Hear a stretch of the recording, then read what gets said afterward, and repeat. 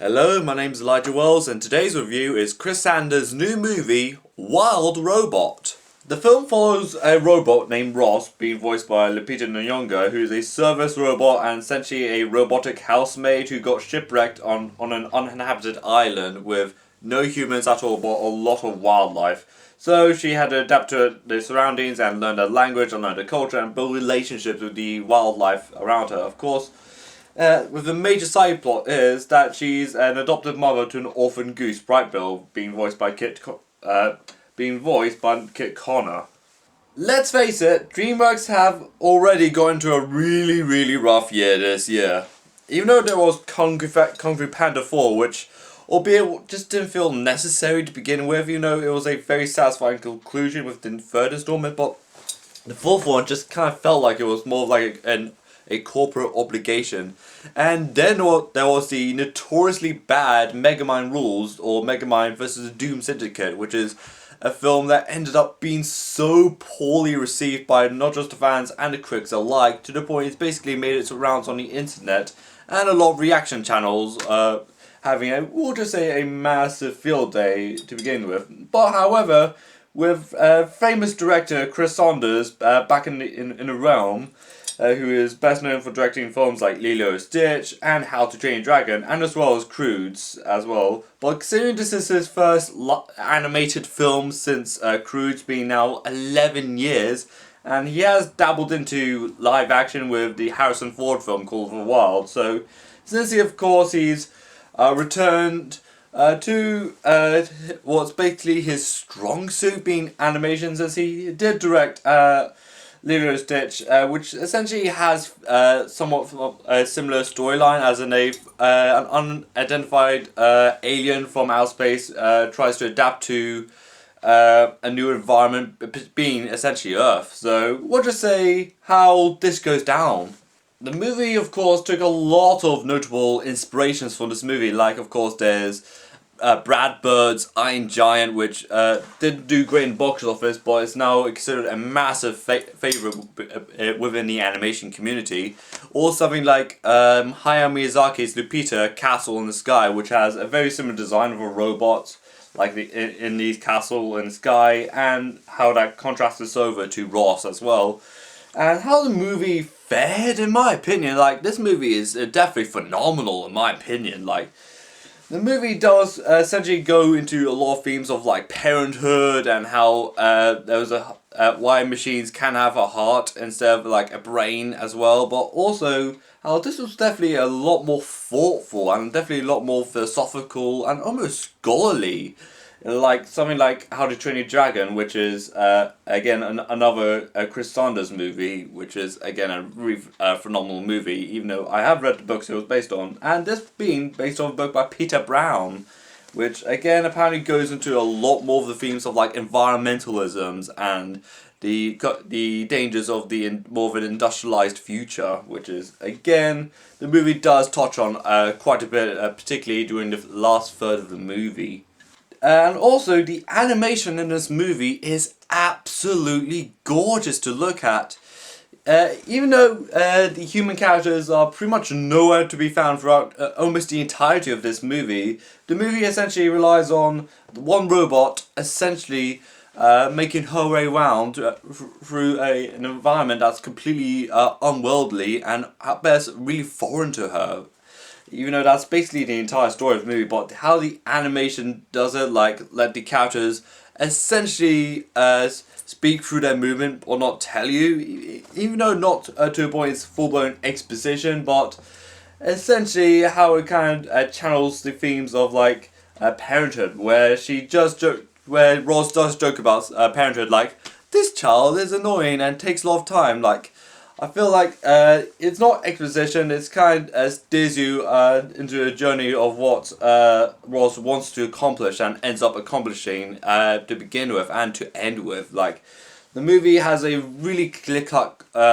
goal at being Ross wants to help out, but really that bird just helps her become a more essentially almost human-like and understands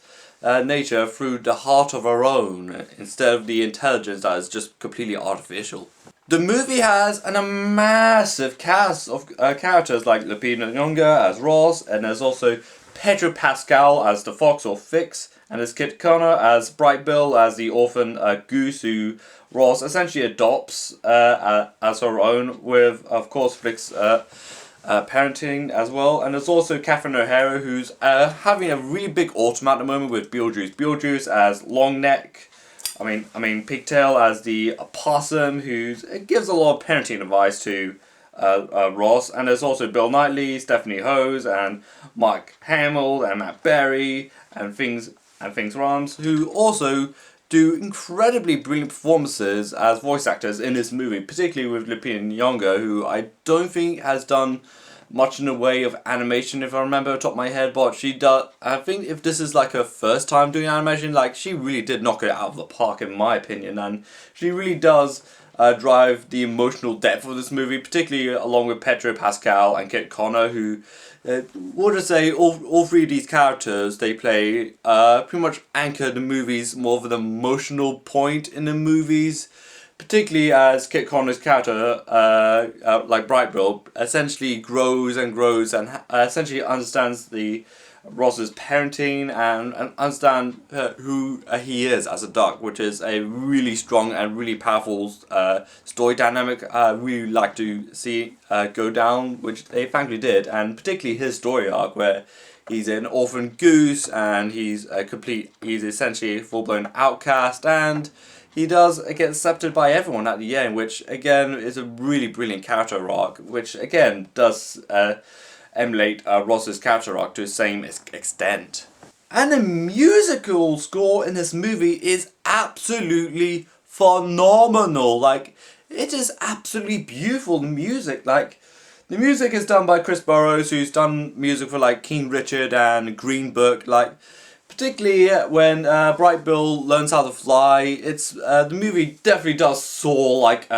like he does. Like, the movie is so beautiful. It just feels like the swan song of his entire yet pretty new era in his discography. Like, he's only done like a dozen films, and actually won an Oscar for like documentary short, being the last Repair Shop. Again, the music that he does is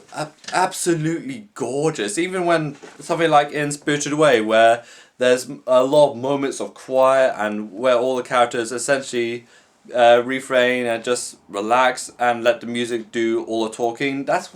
something that he took for something like Joe Sasaki for like Spirited Away, which again I'm not sure if anyone like picked up on those parallels, but I certainly did, and I definitely do appreciate how he conveyed these emotions through music and how he really went down the alley of how the music can soar like say a duck who is literally raised by a fox and a robot, like how unorthodox it sounds and how his music just completely elevated the entire movie. The movie also does dabble into themes about particularly our obsession with technology, and we do like say, yes, AI is going to take over, blah blah blah blah blah, but even though it does go into some territory of like AI and its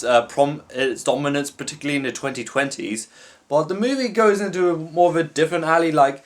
what does AI doesn't teach you, like how do you want to function as a human being, like it does get pointed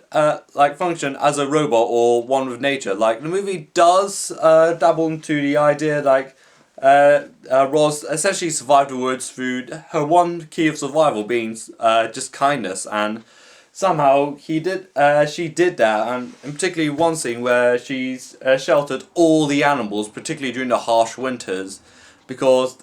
it's something that she saw as being just kindness and being really passionate towards animals, and just the act of compassion that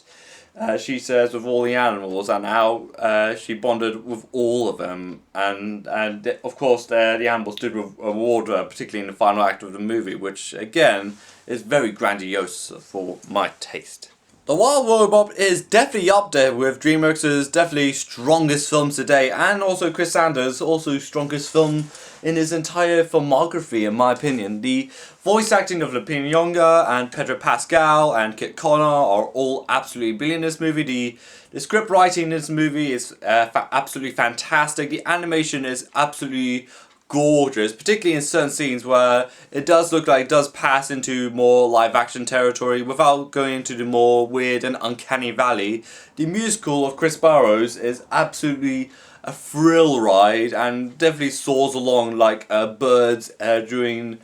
when they all fly away, and the animation is completely unparalleled to the point it's definitely will draw very few comparisons, even though the movie does do a lot, take a lot from its influences, like say Hayao Miyazaki's The Pina and the Castle Sky, or Brad Bird for something like Iron Giant. The movie, even despite its influences, does stand on its own very solidly and very gorgeously, and particularly how it dwells into themes of motherhood, how it dwells into themes of parenthood, and themes about AI, and themes about our relationship with nature and our relationship with AI, and how it definitely does stir into all these conversations without alienating a certain demographic, because this is a movie that's I feel like it's very accessible for all people involved that wanted to watch this movie. So for Wild Robot, I am feeling a 9 out of 10 on this one. So, what do you think of Wild Robot? Let me know in the comments down below. Like this video, subscribe to my channel, and follow me on Twitter and Instagram and Letterboxd. This is Elijah Wells, and bye.